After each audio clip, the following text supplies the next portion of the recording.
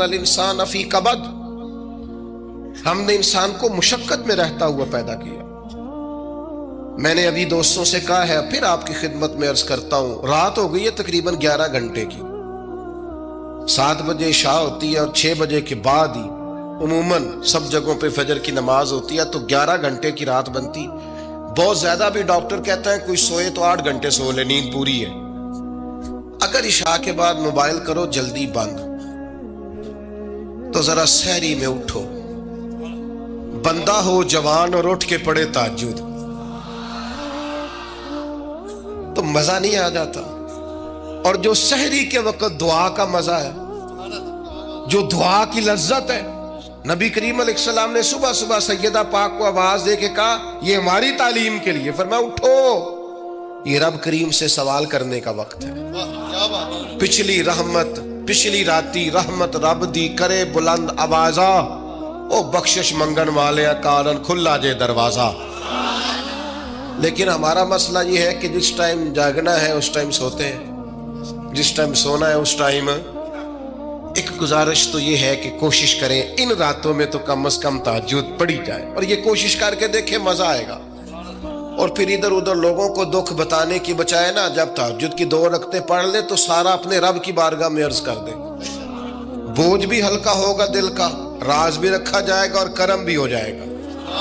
اور دوسری گزارش یہ ہے کہ سرکار دو عالم علیہ السلام نے نوجوانوں سے کہا تھا جوانوں کا باعث بنتی ہے، اس کی کو ذرا کم کر دے بھائی۔ آپ دیکھیے لوگ علماء کے پاس نہیں جاتے، باباؤں کے پاس جاتے، تعویذ دھاگا، کالا جادو، نیلا جادو، جس نوجوان کا کام کرنے کو دل نہیں کرتا اسے جادو ہو جاتا ہے۔ اور پھر یہ کہ کالی بلی رستہ کاٹ گئی تھی، اور پھر یہ کہ میں باہر نکلنے لگا تو کسی نے آواز دے دی تھی۔ عجیب قسم کی اوہام پرستیوں کا لوگ شکار ہیں۔ نبی پاک صلی اللہ تعالی علیہ وسلم داعی اللہ ہے، سرکار نے لوگوں کے نظریات کو پختہ کیا۔ حضور علیہ السلام کے فیوزات روحانیہ سے لوگوں کے دل طاقتور ہوتے تھے، مضبوط فکریں، مضبوط عقیدے سرکار کے وسیلے سے مسلمانوں کو نصیب ہوئے۔ ہم جیسے جیسے دیکھیں نا، تصوف اور طریق میں آپ کو عرض کروں، صوفیہ کرام کا اصل موضوع عقیدہ توحید ہے، اصل موضوع ان کا ہے۔ یہ وہ لوگ ہیں جو لوگوں کو صحیح معنوں میں توکل کا، صبر کا، شکر کا، قناعت کا، رجوع اللہ کا سبق دیتے ہیں، اصل موضوع ان کا ہے۔ لیکن اب چونکہ صوفیہ کی جماعت میں وہ لوگ اللہ ماشاءاللہ خال خال رہ گئے، اور پھر یہ کہ بیٹھ گئے تعویذ دھاگے دینے والے، زاغوں کے تصرف میں عقابوں کے نشے من، نتیجہ اس کا بڑا خطرناک برآمد ہوتا ہے۔ مضبوط فکریں، کبھی آپ اس روایت کو دیکھیں اور یاد کر لیں نا تو یہ بڑا نفع دیتی ہے۔ نبی کریم علیہ السلام نے حضرت عبداللہ ابن عباس رضی اللہ تعالیٰ عنہ سے فرمایا، عبداللہ، ساری دنیا مل کے تیرا بھلا کرنا چاہے کر نہیں سکتی جب تک رب نہ چاہے۔ اور فرمایا سارے دنیا دار مل کے تیرا کچھ بگاڑنا چاہے بگاڑ نہیں سکتے جب تک رب نہ، چھوڑ دے بیٹا آپ، جب تک اللہ نہ چاہے۔ تو پھر رجوع تو اللہ کی جانب کرنا چاہیے۔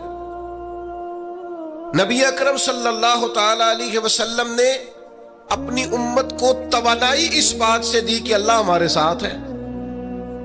آپ دیکھیے فکری تندرستی کتنی زیادہ ہے کہ 1000 کے مقابلے میں 313 لوگ ہیں، نہ اسلحہ پورا ہے، نہ گھوڑے پورے ہیں، نہ خوراک پوری ہے، لیکن وہ میدانوں میں اس طرح لڑے ہیں کہ 1000 کو بھاگنے پر مجبور کر دیا۔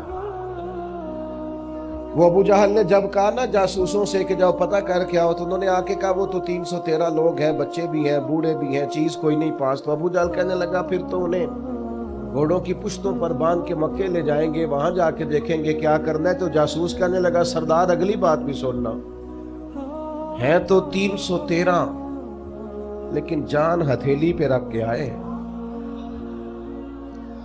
جس کے خیمے کے پاس سے گزرے ہیں شہادت کی دعا مانگتے دیکھا ہے. ان کی آنکھوں سے چمکتی ہوئی روشنی اور ان کے لفظوں سے پھوٹتا ہوا ولولہ اور ان کی آوازوں سے نکلتا ہوا دبدبا کسی جگہ بھی انہیں کمزور نہیں ہونے دیتا. ان کے اندر کہیں بھی کوئی کمزوری نہیں آنے دیتا. غریبی کا نام لے کے سارا دن پریشان ہونا، غریبی کا نام لے کے اپنے آپ کو